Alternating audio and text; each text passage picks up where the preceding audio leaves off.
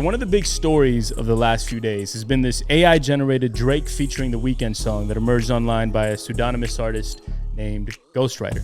And I should actually say AI assisted, because Ghostwriter, he actually wrote the song and he recorded it, he voiced it, and then replaced his vocals with a trained AI model of Drake and the Weeknd. And the song went crazy on the internet, right? Tens of millions of views on Ghostwriter socials and on his official streaming platforms, and tens of millions of views by people who reposted it, you know, explaining what was happening, including myself.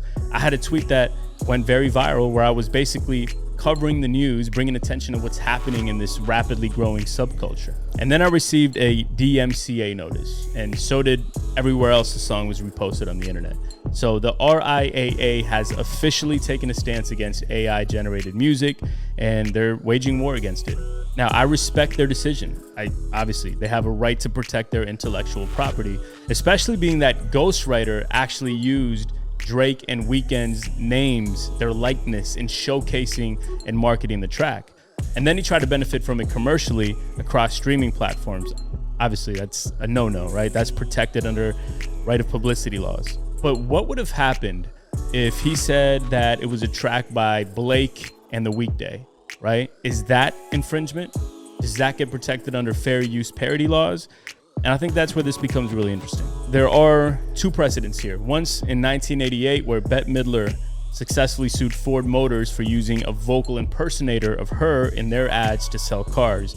And then again in 2014, when a consumer sued Michael Jackson's estate and Sony for falsely attributing 3 forgeries to MJ. And in that case, after 8 years of litigation, the fake songs, which were also sung by a imposter vocalist, were removed from streaming platforms worldwide. And I appreciate you, Damian Shields, for bringing that to my attention in one of my tweet threads. So my presumption is that artists will be, and honestly should be, of course, protected from people using AI models to replicate their voices, you know, for commercial and nefarious intent.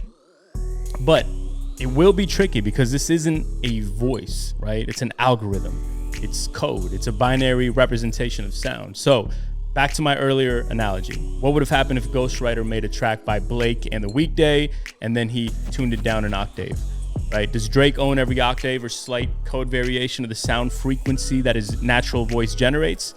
I don't know, I'm not a lawyer, but that's where it becomes peculiar, right? It's why I called it a modern day Napster moment. And I do think the analogy is fitting, and here's why. There's obviously product market fit here, right? There's massive demand for AI generated or AI assisted music. And the music industry in the RIAA can threaten, they can litigate, they can block and ban all they want, but they're not stopping the internet. And don't get mad at me, I'm just the messenger here, but I'm letting you know every popular artist on planet Earth is gonna have hundreds, if not thousands, of AI generated songs popping up over the next several months, and they're gonna be really good. The floodgates have been opened. Generative AI is getting better and better and more accessible every day.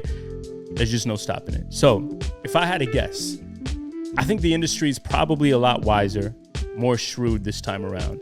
And I think that once they figure out the recipe for this, the formula, they're gonna make a fortune. So my prediction would be, to make a SaaS analogy, that the labels will essentially build an API for the likeness of their artists, right? White labeling the voice models, if you will. And they may even build and provide this tool for people to use themselves. Anybody could then create songs using artists' voices, share them to streaming platforms, and then the majority of revenue, if not all, goes back to the record label. And I also think that a law gets passed, and if not a law, then a self-regulated, sort of adhered to policy by all of big tech, where platforms have to label whether a song or piece of content is original or AI assisted. Anyways, wild times we're living in. I'd love to hear your thoughts below. Honestly, like, these are all my thoughts, and keep in mind, I'm no expert. I'm not a lawyer. I don't practice law. I don't work in the music business. This isn't necessarily my field of expertise. I'm just somebody who's very, very curious, and I'll be reporting to you guys what's going on. So please subscribe to the channel, keep you guys updated, and I'll see you in the next video. Peace.